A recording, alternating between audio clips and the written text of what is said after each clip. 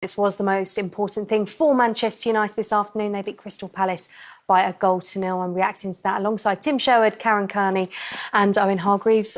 Owen, what did you make of that? Did you see more of what you wanted from Manchester United? 70 minutes, but they got a win.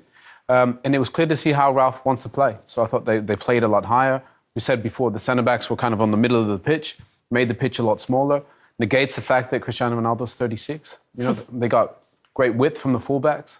They got crosses in. So I liked what I saw, considering it's only, a couple of days in for Ralf. United, I thought they looked pretty good. So decent start for United.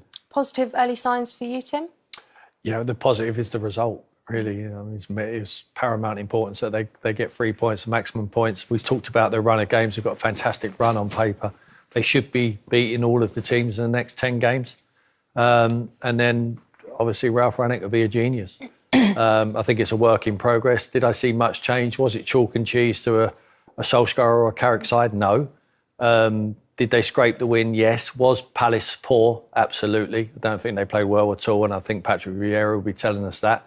But they're capable of winning them games. They're all going to get better. You're going to spend more time on a training field with them.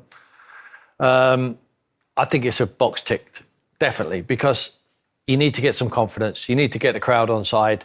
I think the pressing, I think we get overexcited with the high press. We hear this a lot now. It's determined on how high you have your centre-backs to close the distances up.